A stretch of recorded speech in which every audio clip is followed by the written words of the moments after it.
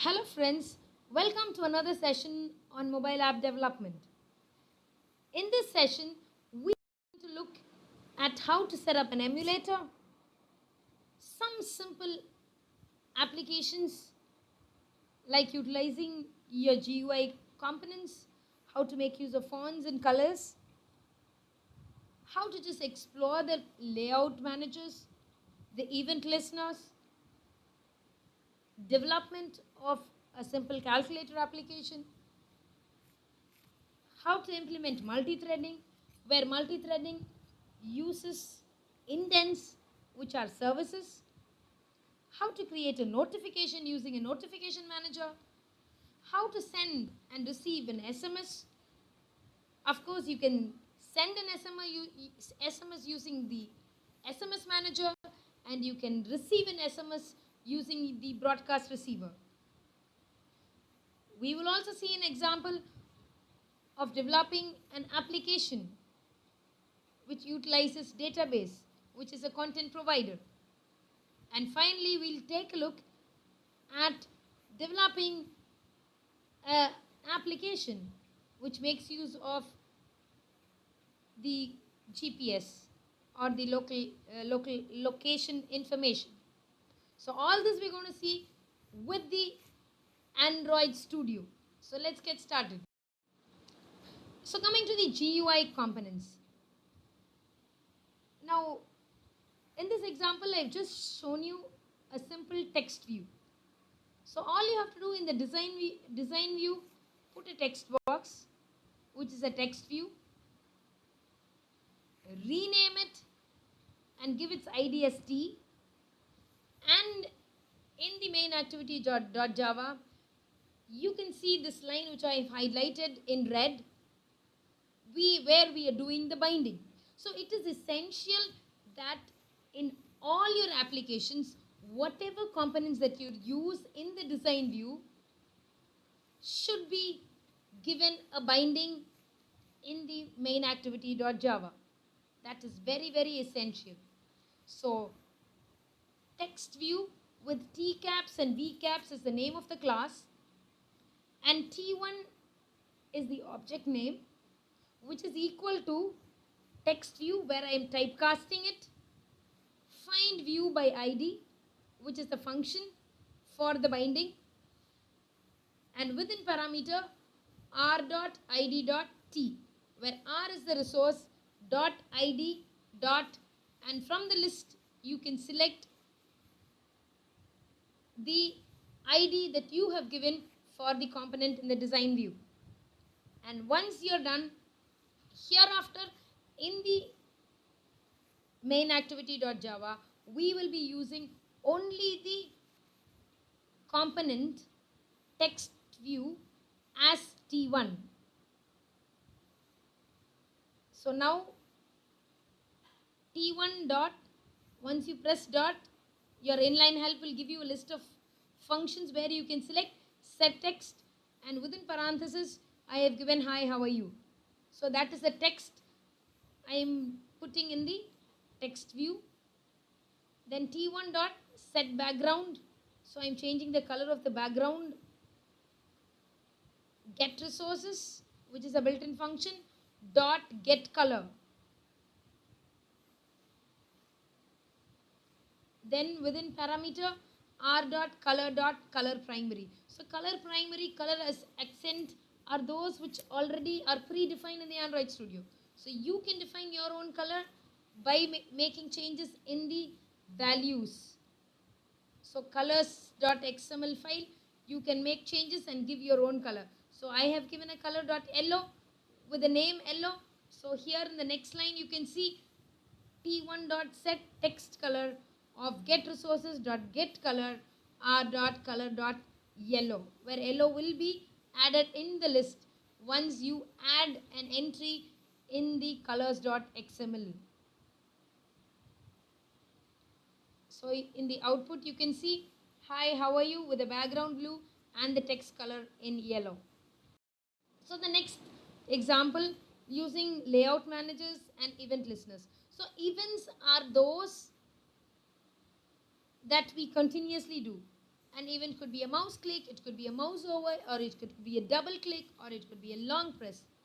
So when it comes to mobile devices, there are times where we single click or we press long. So here there are two functions which I have shown here, making use of on-click listeners. You can use buttons in the design view,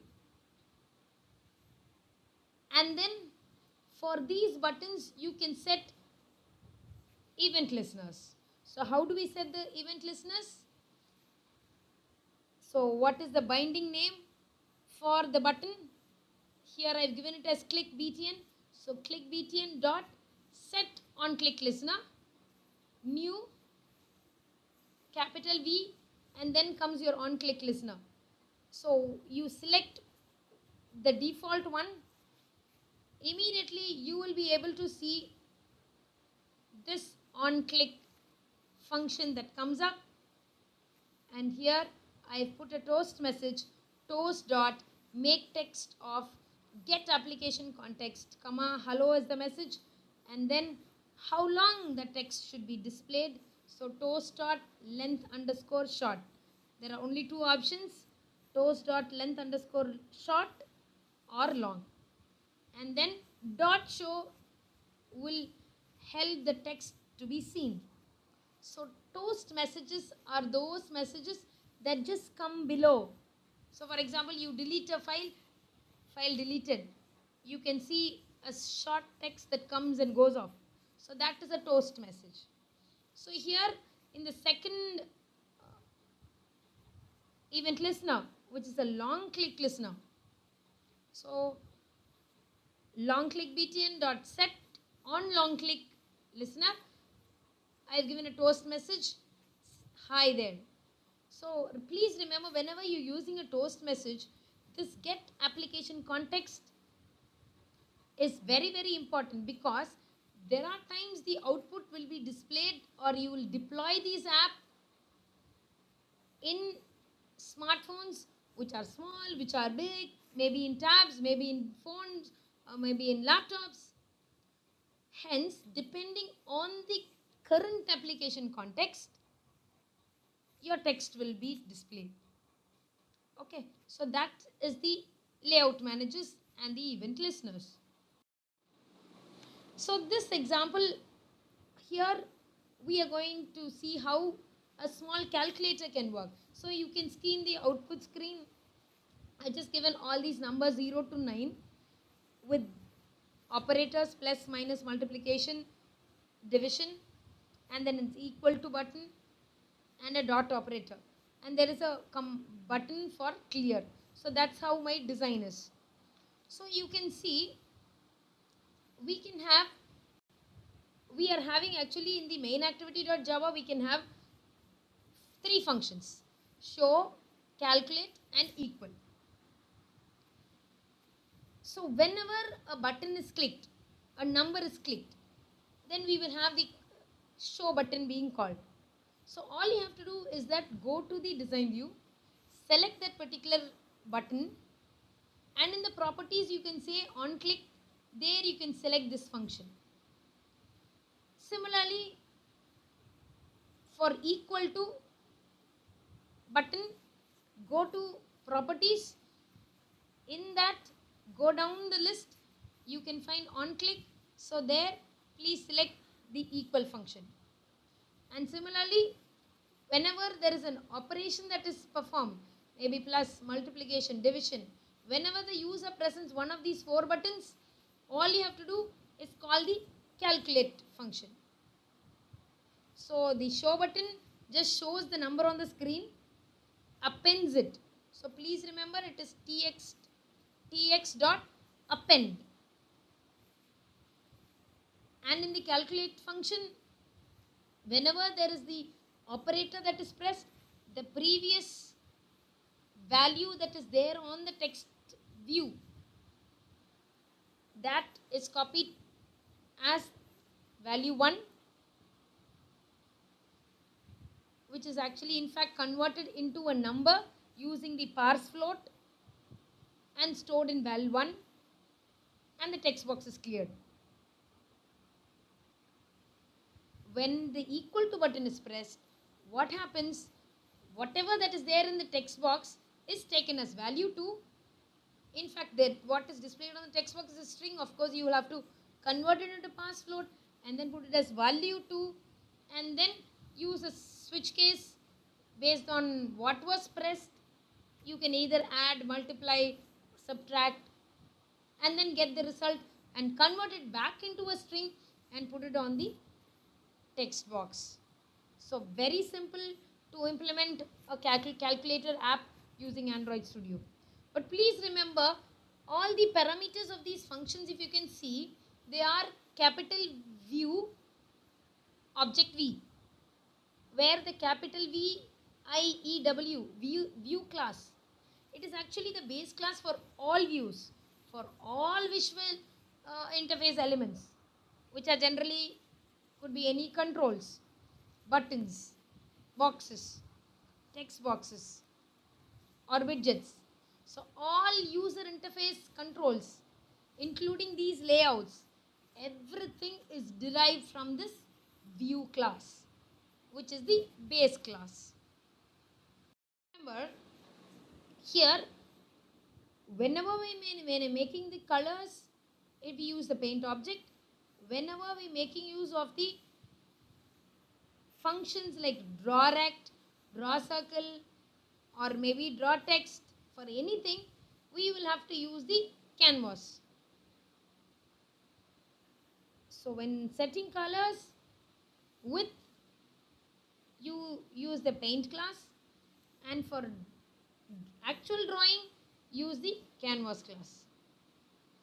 And in the main activity.java, all you have to do, by default, the current context will be used and the main activity.java becomes the first activity to execute.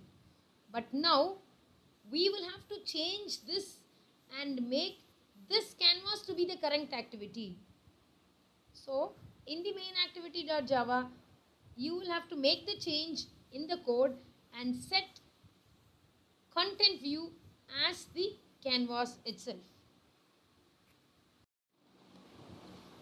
Now next we are going to see how to work about with databases in Android Studio. So here, very simple, we are going to use SQLite, which is the content operator. So I am going to have, in my design view, I am going to have 3 text boxes and 3 buttons, one to insert, delete, and show.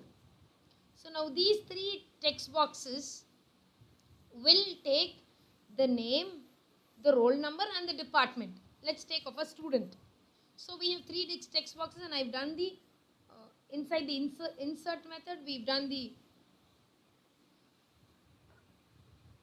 taken the values, created the table, and we are using simple SQL queries. So please look at the database creation, open or create database function we have made use of. And the database is class with a triple S. And the table creation is mydb dot execute SQL. Create table if not exist. What is the table name? Student with a double T. And what are the fields? Only 3 fields. What are the fields? Roll number, name, and department. So I am using an insert query only. So insert into the table name, which is nothing but student, double T. What are the values? Role, name, and depth, which are all taken from the text box. And the values get inserted. So when I click the show button, I will have to put the roll number there and then click on show. The other details also comes. So all I have to do is again open the same table, and from the same student table select star from student where roll number is this. So here we are using a cursor.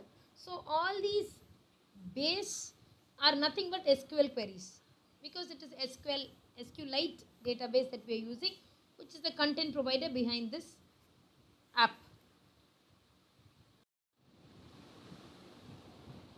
And here, if no such roll number exists, we have a toast message saying else toast.makeText, make text of what is the main activity, main activity dot this, there are no values, and a message comes. When I click the delete button, again I should have mentioned some roll number there. So again it searches for that particular record, and if present, that particular record is deleted. And a toast message saying record deleted comes. Else, if such value or a such roll number does not exist, for deleting we are making use of the built-in function mydb.delete.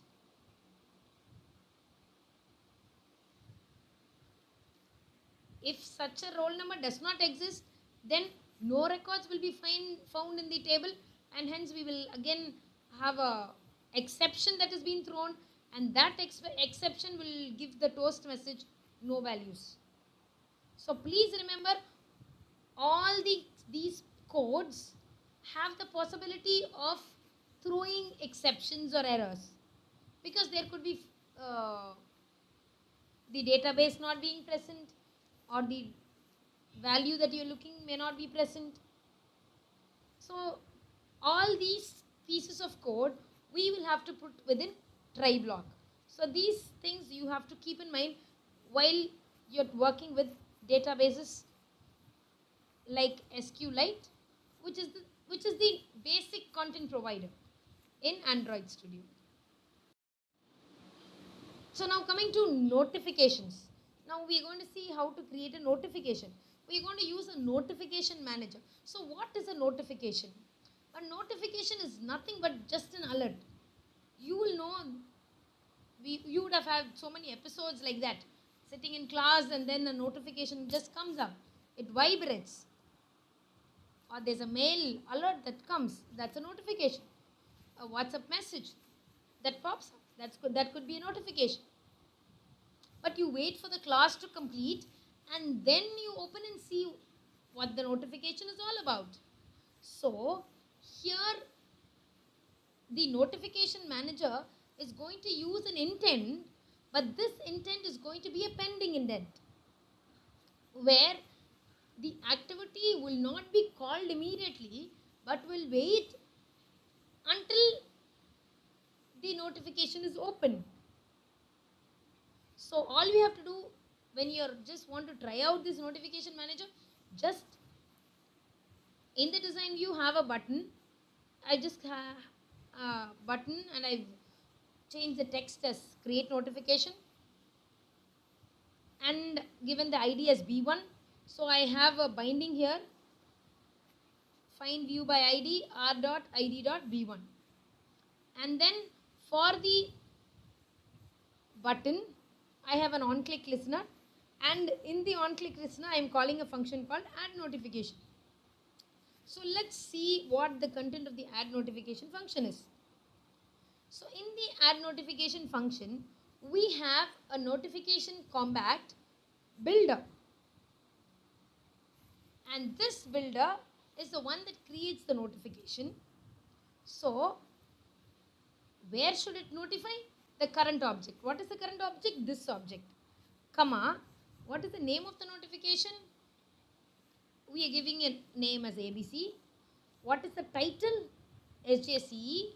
What is the content that has to be displayed? Have a nice day. And the icon. So here I've mentioned a small icon, which is in r.mipmap.ic launcher. A small round circle, which you can see in the output here. On top you can see a small circle. You can always add images, mip maps into this MIPMAP folder of the particular application and then use them here. And now we are creating an intent where this intent is for this current class only. So this comma main activity dot class. But please remember this intent is going to be a pending indent. So I'm creating a pending indent and this pending indent is given the name O. And what is this O? This O will be used in the notification manager. So please look at the last line. Notification manager, the object is the manager, equal to notification manager get system service. So this notification is a system service and manager dot notify. So whenever I click this button, the notification is created. So manager dot notify and the object is O. What is O? It is the pending indent. So immediately once I click the create notification button, a notification is created. But when will I open that notification? Whenever I have time. It is not immediately called out.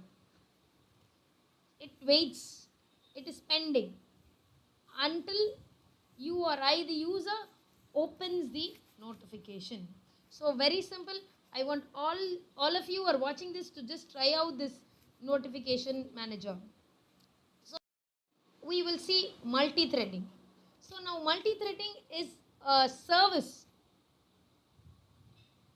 that Android Studio or Android gives us. So here we will make use of multi-threading where different threads execute at the same time, and we make use of the function called run, which is under the base class runnable. So we will look at the runnable class. So we will have to implement an object of the runnable class. And here in the design view, we are just having a text view and just putting a content 20 or 10 there. And we are having a binding here. So in the runnable object, we have a function run, which is the constructor, and it calls a function called update time. So please look at the update time function. So this update time function is automatically called whenever the constructor is called. When is the constructor uncalled? Whenever the runnable class is implemented. So in the update time function, we will have a value. It takes the value of the text box, subtracts it by 1 and then puts it back. So it keeps reducing it, or in fact decrements it. So when you put 10 there, 10, 9, 8, so like that it goes down. And when the value becomes 0, so we have a function condition if when the text box value is 0, immediately a new function is called. An intent is called. Sometimes this intent can call an activity, or it can call a URL, or navigate or take you to another new activity or a user screen. So that is the multi-threading. So here now we are going to see one of the most important and commonly used service, which is the location. Now location is a very, very important aspect or facility which is now being used by different applications. So getting your GPS location is very simple. So here, as users of different smartphones, you will be knowing that every device is asking our permission to whether to make use of your location. So we need to give are permission. So for accessing the location, we will have to implement the location manager, number one. So type implements location listener and then press Alt insert, and there are 4 functions. Please implement Alt 4. And then I just have a text box, a text view in the design part. So I just do the binding here and I give permission for accessing. So I need to give permission for accessing access fine location, access course location and internet. These 3 access permissions have to be given in the Android manifest.xml file. So the after giving the permissions, just look at the piece of code I've highlighted. If activity check self permission of this, checking the fine location if permission is granted, and the course location if permission is granted. If both are given, well, then we will look at the GPS manager. So we will implement the GPS manager and get the system service or the actual location of where the device is. So that is provided by the GPS. So we are using location manager .gps underscore provider. So whenever there is a location change, there is a function called on location changed,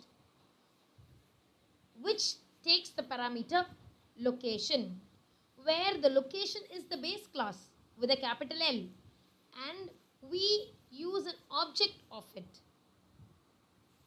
So location dot get latitude, get longitude.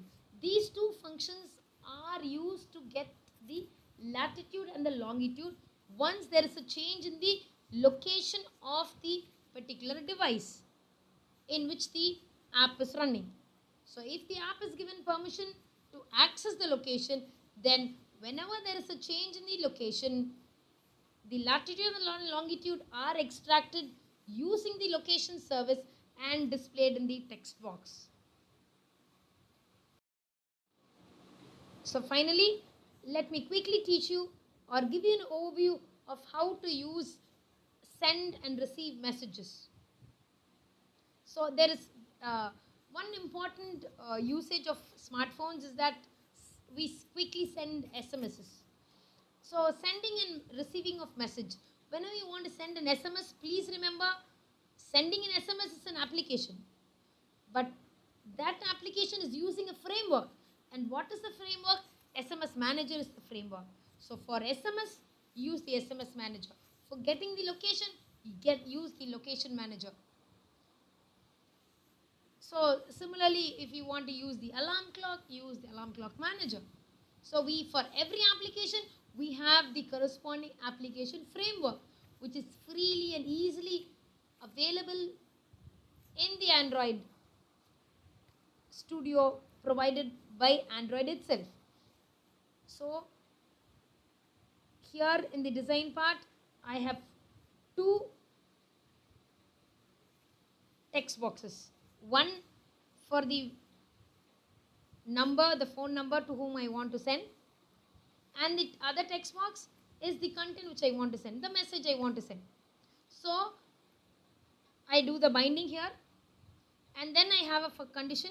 So if the phone number and the message both are not empty, I call a function called send SMS. So the send SMS function is taking 2 parameters, one phone number and the other message. If there are, maybe the phone number is having only 9 digits, then I cannot send it to a phone number. That's wrong. So I have a message put in the text box. So let's quickly see what is in the send SMS function. The send SMS function is again defining a pending event, intent. A pending intent. For example, somebody sends you an SMS. You don't see your phone for 1 hour. So what happens to the message? It stays there. It waits for you. It is pending as long as you open it. So there is a pending event. And we use the SMS manager. So SMS manager, SMS. And using this SMS manager, the object SMS, we have a built-in function called send text message. So I use the built-in function that is already there and use the phone number and the message and the pending indent, which is the PI. And I've given a toast message saying SMS sent. So now you can see in the next screen, I have shown you that the message, the content I've sent. Hi, hello. So when I want to receive a message, please remember there has to be a broadcast receiver which receives and alerts. We've already seen that broadcast receivers are a part of the asynchronous messages and they do not have a visual interface, but they keep running in the background. They keep watching. They receive alerts and then announce it or broadcast it. So for that, whenever there is a message that's coming, it broadcasts it. It informs it. So there is an alert message that comes. So for that we have to create a separate class. So the name of the Java class, the name of the class is SMS receiver, and this extends the broadcast receiver which I have highlighted. So extends the broadcast receiver class with a B claps and an R caps, and then it receives the message and puts it in the form of a text message and then gives you a toast message saying there is a message like this. So I hope this session was useful, and I want each user and who's watching me to try and work with Android Studio in developing easy and smart applications. So thanks for learning. This is Esther Hannah signing off.